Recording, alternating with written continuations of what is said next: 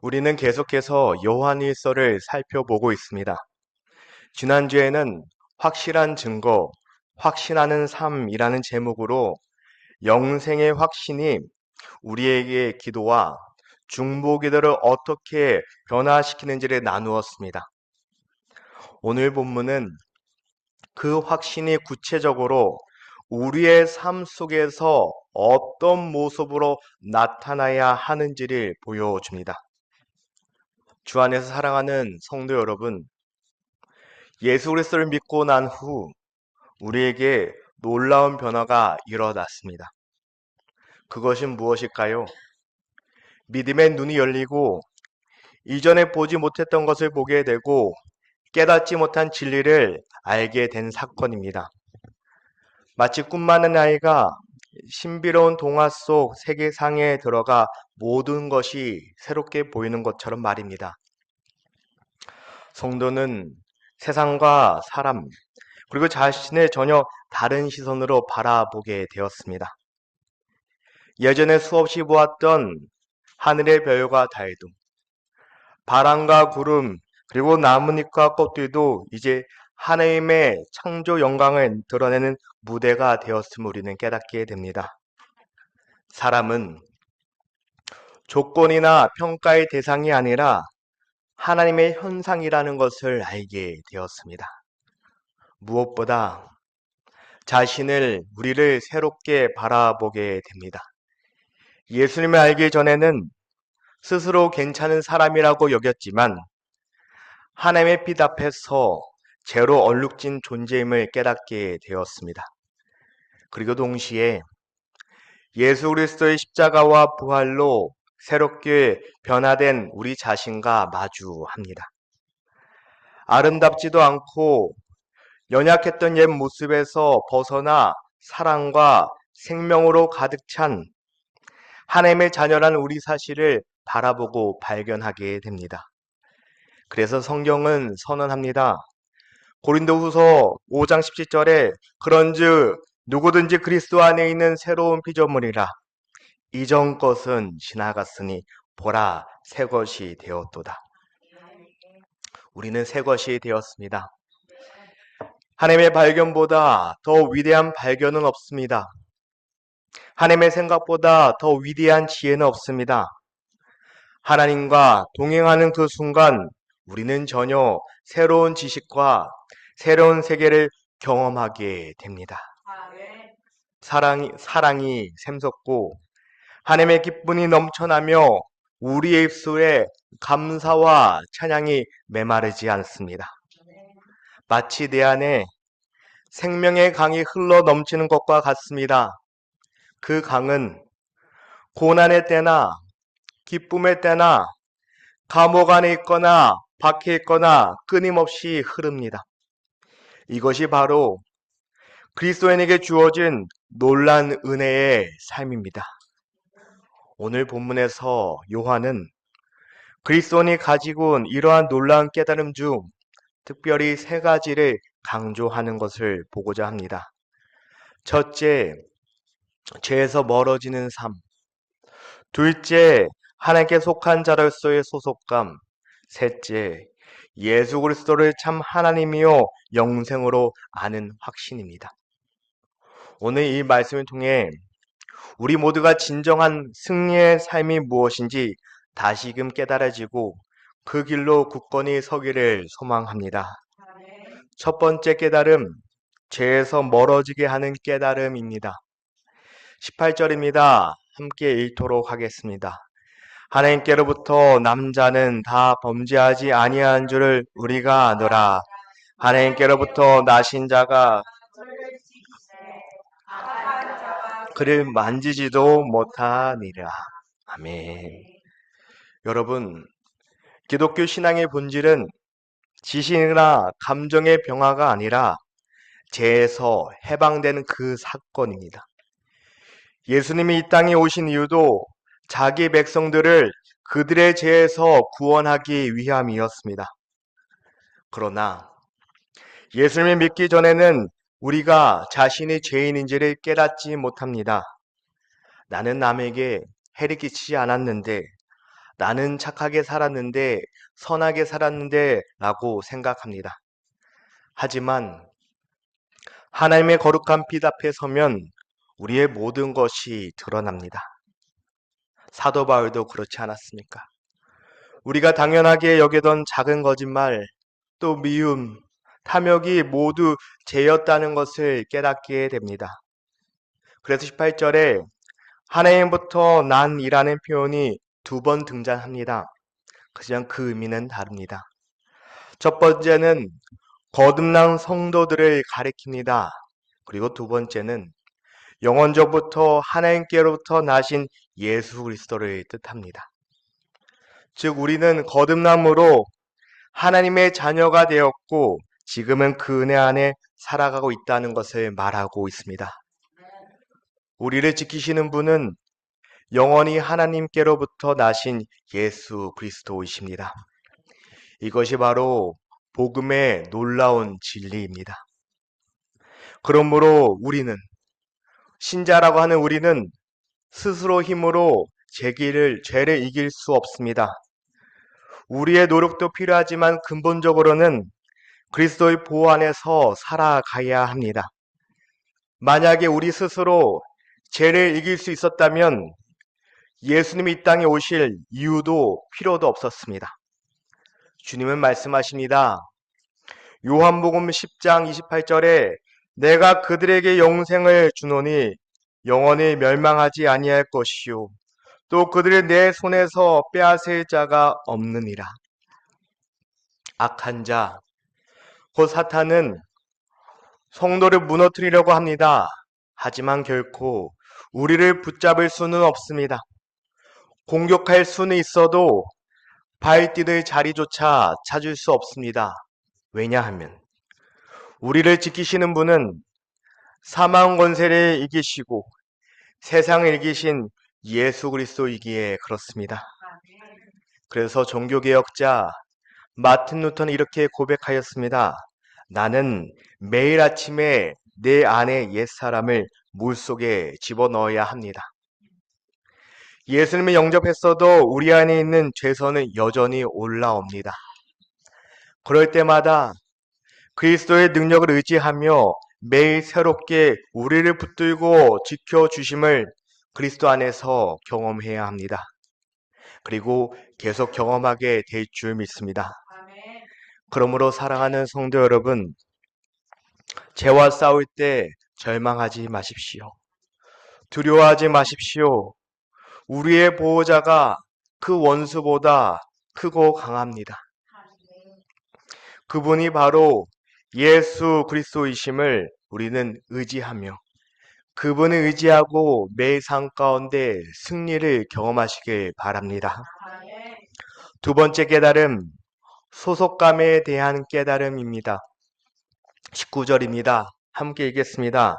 또 아는 것은 우리는 하나님께 속하고 온 세상은 악한 자 안에 처한 것이며. 요한은 여기서 하나님의 세계와 세상을 대조합니다. 성도는 우리는 하나님께 속한 자들입니다. 이 확신이 우리의 정체성을 결정합니다. 우리가 가진 모든 것, 몸과 마음, 영혼까지도 하나님께로부터 왔습니다. 그러므로 우리는 전적으로 하나님께 속한 존재입니다. 이것은 막연한 추측이 아닙니다. 새롭게 태어난 삶과 변환된 행동 속에서 경험하는 분명한 증거이며 신앙의 확신입니다. 예전에는 세상에 속해 살았지만 이제는 우리는 누구인지 알아야 합니다. 우리는 하나님의 자녀이요 천국의 시민권자입니다. 반대로 세상은 어떠한가요? 악한 자의 권세 아래 있습니다. 마귀는 폭군처럼 세상을 지배하며 하나님을 향한 증오와 반역을 드러내기 위해 세상의 삶과 활동을 조종합니다. 오늘날의 뉴스를 보십시오. 사람들은 하나님을 떠난 채 만족을 얻으려 하지만 그것은 헛된 시도가 됩니다. 마치 갈증은 난 자가 소금물을 마시는 것과 같습니다. 마시면 마실수록 갈증은 더 커져만 갑니다. 하나님을 만나지 않고서는 그 어떤 것으로도 우리의 마음을 채울 수가 없습니다. 우리는 그렇게 지음받았기에 그렇습니다. 그렇다면 우리는 세상으로부터 도망쳐야 할까요? 그렇지 않습니다. 예수는 우리에게 세상에서 철수하라고 말씀하지 않으셨습니다. 오히려 세상 속에서 동정과 사랑으로 사명을 감당하라고 명하셨습니다. 교회는 세상을 외면하는 공동체가 모인 것이 아니라 세상을 품고 세상 가운데서 하나님의 빛과 사랑을 드러내는 믿음의 사람들이 나타나야 합니다. 예수님께서 보여주신 그 모범처럼 무관심과 분리가 아니라 겸손과 섬김으로 사랑으로 세상에 임해야 합니다. 큰 불이 났을 때 많은 사람들은 피하지만 소방차는 불이 나는 곳으로 달려갑니다. 왜 그럴까요? 그곳이 그들에게 사명을 감당할 곳이기에 그렇습니다. 마찬가지로 우리의 사명은 세상 속에서 빛과 소금의 역할을 감당해야 합니다. 그러한 사명을 우리가 감당할 수 있는 이유는 우리의 정체성과 소속감이 분명하기에 그렇습니다. 우리는 누구입니까? 우리는 하나님의 자녀입니다. 이 믿음의 고백이 흔들리지 않기를 바랍니다. 세 번째 깨달음은 참된 것을 아는 깨달음입니다. 20절에서부터 21절입니다. 함께 읽겠습니다. 또 아는 것은 하나님의 아들이 이르러 우리에게 지각을 주사 우리로 참된 자를 알게 하신 것과 참된 자 곧 그의 아들 예수 그리스도 안에 있는 것이니 그는 참 하나님이시요 영생이니라. 자녀들아 너희 자신을 지켜 우상에게서 멀리하라. 아멘. 요한은 거짓된 지식으로 성도들을 미혹하고 있는 이단에게 올바른 가르침을 하고 있습니다. 그들에게 잘못된 가르침에 흔들리지 말고 오직 예수 그리스도로 말미암아 참된 지식을 알라라고 권면합니다. 예수님은 우리에게 하나님을 알 수 있는 영적 지각을 주셨습니다. 이 지각은 지적인 이해가 아니라 진리를 받아들이고 삶으로 실천하게 하는 영적 능력을 말합니다. 진리는 먼저 우리의 지성에 들어오고 이 지성을 통해 우리의 마음을 움직이며 마침내 의지를 일으켜서 순종으로 우리의 삶 가운데 나타나게 합니다. 그러나 이것은 교리적인 지식이 아니라 진리 자체이신 예수 그리스도를 만나고 그분을 알고 그분께 순종하는 데서 완성됩니다. 그렇게 해서 우리는 참된 자를 알게 되는 것을 말합니다. 또한 우리가 참된 자 곧 그의 아들 예수 그리스도 안에 있다는 말씀은 놀라운 선언입니다. 그리스도께서 성육신 하셔서 완전한 삶을 사시고 대속의 죽음과 영광스러운 부활을 통해 우리로 하여금 참 하나님과 가장 친밀한 연합을 이루게 하셨습니다. 예수 그리스도를 믿는 믿음을 통해 우리는 하나님과 영원히 끊어지지 않는 그 관계 안에 들어가게 됩니다. 하나님 안에 우리가 있고 우리 안에 하나님이 계십니다. 그리고 하나님은 자신의 영원한 생명, 곧 영생을 우리와 함께 나누고 계심을 말하고 있습니다. 그런데 요한은 편지를 마무리하면서 마지막으로 강력한 당부를 남깁니다. 자녀들아, 너희 자신을 지켜 우상에게서 멀리하라. 일반적인 무난 인사 대신에 강력한 당부로 서신을 마무리합니다. 그만큼 중요한 권면이라는 뜻인 듯 합니다. 왜 그렇게 하였을까요? 먼저 우상이란 무엇인지 알아야 합니다. 우상은 하나님께 돌아가야 할 자리를 대신 차지하는 모든 것을 우상이라고 합니다.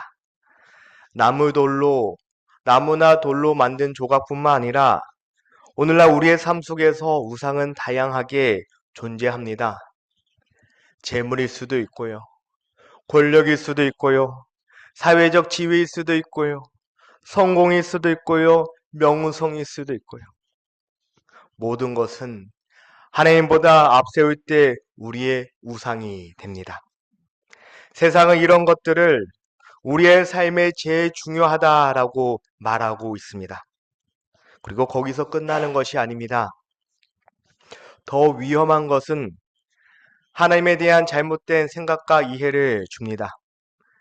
하나님의 능력을 상식이라는 틀 안에 제한시키고 하나님의 능력을 낮추고 바꾸거나 하면서 성경이 가르치는 하나님이 아닌 잘못된 하나님을 우리에게 가르치려고 합니다. 이런 모습들은 모두 참 하나님이 아니라 인간이 만든 우상일 뿐입니다.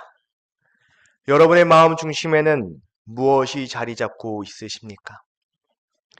요한이 마지막으로 이 권면에 남긴 것은 잘못된 가르침에 흔들리지 말라는 것도 중요하지만 제일 중요한 것은 여러분들의 마음의 중심에 누가 있느냐라는 것이 더 중요하기에 다시 강조하기 위한 듯 합니다.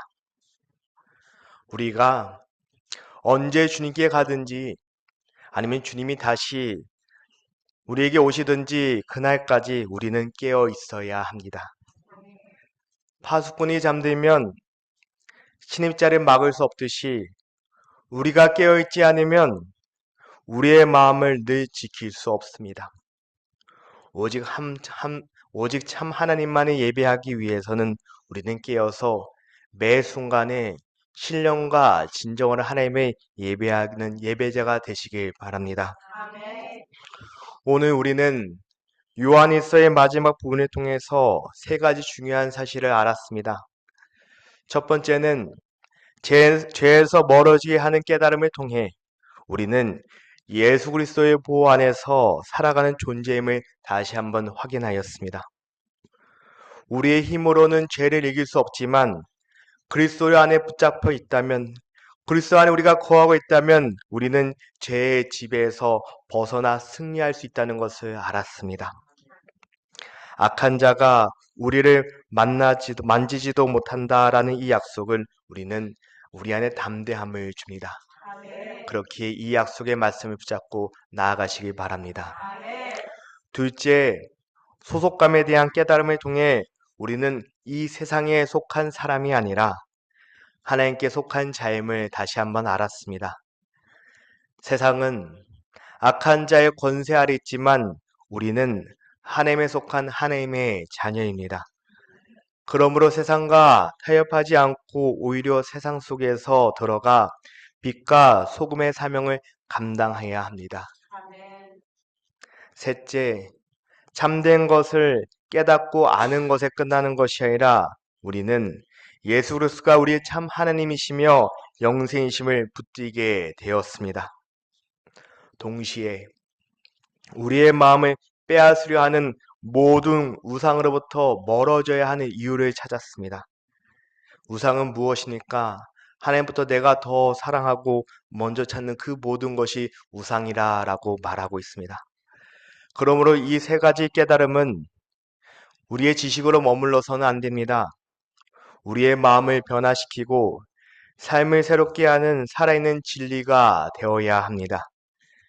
우리는 죄에서 해방된 자유를 누려야 하고 하나님의 자녀라는 정체성을 굳게 붙들어야 하며 참 하나님을 아는 지혜와 확신 속에서 살아가야 합니다. 이 은혜는 우리를 안인하게 만드는 것이 아니라 오히려 더 깨어 믿음을 지키며 세상 속에서 그리스도의 증인으로 살아가는 부르심이 됩니다. 그러므로 요한이 마지막으로 권면했던 것처럼 자녀들아, 너희 자신을 지켜 우상에게서 멀리하라는 말씀을 기억해야 합니다. 여러분, 신앙생활은 단거리 달리기가 아닙니다. 신앙생활은 마라톤입니다. 주님이 다시 오신 날까지 혹은 우리가 주님께 부름받는 날까지 믿음의 끝까지 지키며 나아가야 합니다. 요한일서는 바로 이 끝까지 견디는 믿음, 흔들리지 않은 구원에 대한 확신, 그리고 사랑으로 증거되는 그 신앙을 강조하였습니다. 우리는 지난 몇 달간 요한일서를 묵상하며 우리에게 요한의 간절한 음성을 들었습니다. 어떤 메시지가 우리의 마음의 밭에 남아 있습니까? 수많은 것들 중에서 한계가 있다면 요한일서 4장 8절이길 바랍니다. 사랑하지 아니하는 자는 하나님을 알지 못하나니 이는 하나님은 사랑이심이라. 이 말씀의 구절을 붙잡고 우리가 나아갔으면 참 좋겠습니다. 그래서 이 말씀이 우리의 가정 안에, 또 우리 교회 공동체 안에, 그리고 우리가 살아있는 세상 속에서 실제로 살아 움직이는 진리가 되었으면 좋겠습니다. 우리가 이 땅에 살아가면서 신앙생활할 때 우리 안에 죄에서 해방된 자유함이 있기에, 하나님께 속한 담대함이 있기에, 그리고 참 하나님을 아는 확신이 있기에 어떠한 유혹과 거짓 가르침 앞에서 흔들리지 않기를 소망합니다. 오직 예수 그리스도의 진리 위에 굳게 서서 주님의 영광이 드러내는 삶은 주님 오시는 그날까지 끝까지 살아가기를 소망합니다. 언젠가 주님 앞에 설 때 우리가 담대하게 이렇게 선포하였으면 참 좋겠습니다. 주님, 저는 예수 그리스도를 믿고 순정하며 그 사랑 안에 거하였습니다. 이런 고백을 하면 주님께서 이렇게 말씀하지 않을까 싶습니다. 참 잘하였도다. 착하고 충성된 종아. 내가 작은 일에 충성하였음에 내 주인의 즐거움에 참여할지어다. 우리가 그 말을 들으면 얼마나 좋겠습니까? 천국 문 앞에 서서 너는 누구냐라는 말을 듣는 것이 아니라 우리가 이 땅에 살아가면서 세상 사람들과 다른 삶을 살았기에, 비록 세상에 살면서 핍박과 고난과 어려움이 있었지만 우리는 세상이 말하는 사랑이 아니라 하나님의 사랑을 의지하고 살았기에 이 땅의 삶이 누군가를 봤을 때는 힘들어 보이고 안타까워 보이고 불쌍해 보였다 한들, 우리가 천국 문 앞에 섰을 때 하나님께서 우리에게 잘했다라고 칭찬받는 그날이 되기를 바랍니다. 그날을 바라보며 이 땅에서 믿음의 길이 주님 만나는 그날까지 승리의 길이 되시기를 바랍니다. 여러분의 삶에 무더운 날씨에 단비가 내리듯이 하나님의 사랑의 단비가, 하나님의 은혜가 우리의 삶 가운데 매일 경험하기를 소망합니다. 하나님 안에 확신에서 멈추는 것이 아니라 우리의 삶 가운데 하나님의 그 사랑이 나타나고 우리의 삶 가운데 세상의 빛이 아니라 세상 속에서 하나님의 빛과 소금이 나타나는 그 삶을 살아가시기를 주님으로 간절히 축복하여 드립니다. 말씀 놓고 기도합니다.